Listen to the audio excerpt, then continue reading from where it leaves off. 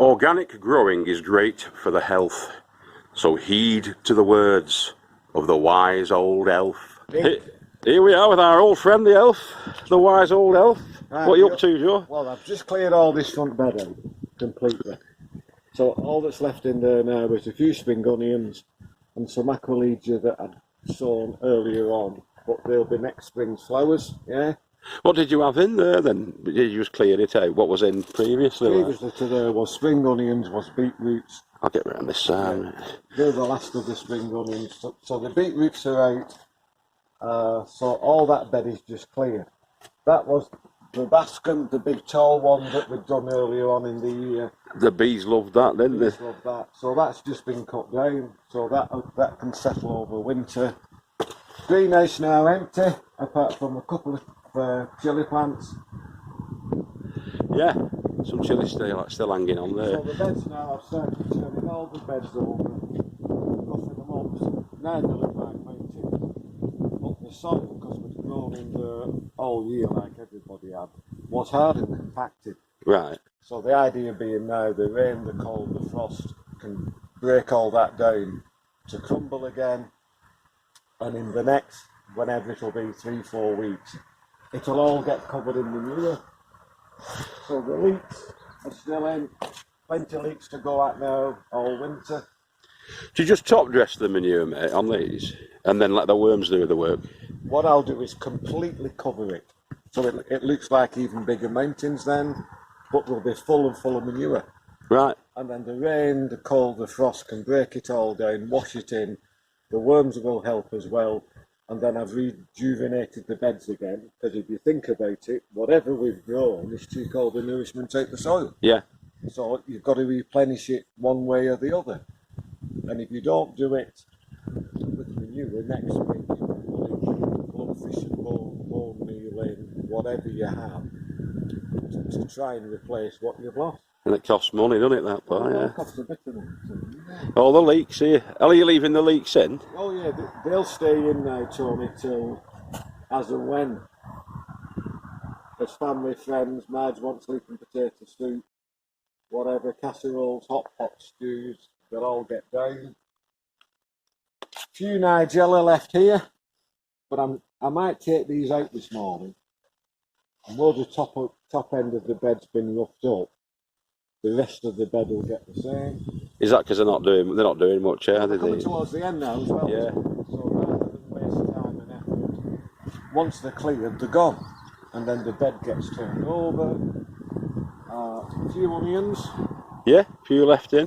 They might come on. Raspberries as you've been trying this morning. Yeah, they were nice. The raspberries, weren't they? Take a few raspberries on.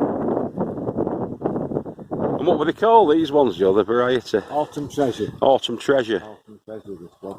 Nice dual sized, aren't they, these? I'm going to nick one. Oh wow, they're sweet, them. This bed had been my old strawberry bed that had done very little. It was poor this year.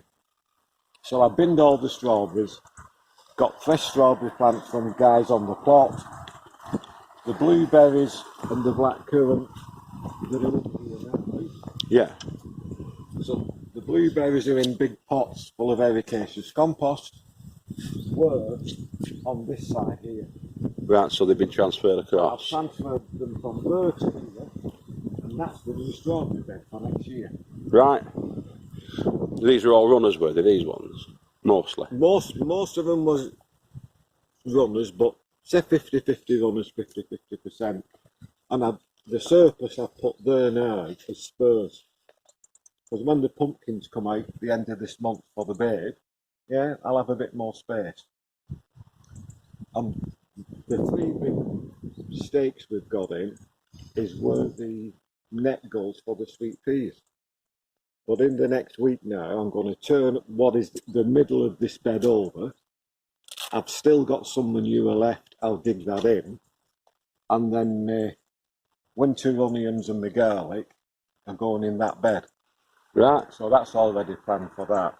That's been roughed over, ready, as is that one. There's a few more leeks there at the top end. They can overwinter, can't they? They can overwinter again. And then back on this side, here we go.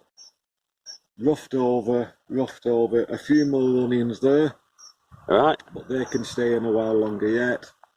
And then the sprouts. Oh, are you Brussels in here? Yeah, I've just raised the height of the net for no other reason. You can see we've had some rain. Oh yeah, that was just today. But Yeah. if I didn't cover them with nets and left it open, what was happening last year, the wood pigeons were coming along because it was open ground underneath them. And as the young sprouts were forming, the bloody wood pigeons was eating the young sprouts off the bottom. Right, as they were so coming. This year I've just netted it down to the ground. So Right. It looks a bit unsightly, but it's functional. Well, that's your main thing, isn't it? Getting the crops out, isn't it? But the main thing is now... And there are sprouts on them, you can loads of see them. sprouts there, Tony, yeah. But they'll not be ready till November and early December. But just by keeping them covered with the nets, I'll keep the pigeons away. And retain what you're growing. Very good. And that's it. Sound as a pound. So we're more or less, it's just a thorough, tidy up now, clean weed. And for the next few weeks, it's all winter prep. This stuff is finished flowering. This was the lithium. But that's all gone now, so the bees, the hoverflies, I've had the last meal off that. What will you do? Are you going to check it out then, now? So later on, I'll cut them down to the ground. Right, so they'll come back, will they? Yeah, probably down to about 12 inches. But some of them I'm going to split. So when I cut them down, Yeah. because they're quite fat at the bottom, I'll split them. Because once they're in flower and they're in bloom, lots of the guys or whoever's walking past say, what is that? Can I have a cutting? Yeah. But they've all been told they can't have a cutting until I've cut it down. And then I'll just pass what will be the cuttings on to other people so they can benefit as well. I might get some off if you can give us some, because I've got a couple of flower beds at front there. I could do with getting some more stuff in. Yeah. But that's what we're up to it. Very good. And we've just seen your tomatoes, haven't we?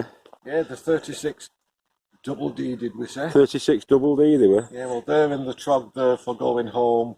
They're well over £1.50 a piece, them ones. You stay there, well. Well, I'll come up here. There we are. Look at the size of these. So I've just pulled some spring onions. So I'll take those home, they'll get cleaned up. Me, my mum, whoever. They're the beefsteak. Bonnie They're the size, aren't they? Eh? Yeah, they're not so bad, are they, then? Yeah. Any big as a waist, innit? So there we go. Nice one, pal. Right, thumbs. I'll catch you later on. Keep growing with your heads down, boys and girls. Yeah, keep combing and keep safe. Keep safe, keep your social distances. Get out in sunshine and fresh air like this. What are we now? 20 to 10, yeah. I'm just going to clear that bed, get some raspberries and go home. Belting, mate. Job done. Right, well, I'll see you in a week. I'm down tomorrow anyway, morning. I might be on in the morning if I get up, but no guarantee. See you after. Now it's getting lighter later, and it's coming towards the end of the season. There's not a great deal. It's pointless coming up early morning for an hour when there's not a great deal to do. True. So at the moment, I'll probably come on Wednesday as normal. Have a good day on Wednesday. But yeah, just keep on top now. So that's it. Brilliant, mate. Catch you later on, boys and girls. Goodbye, Mr. Elf.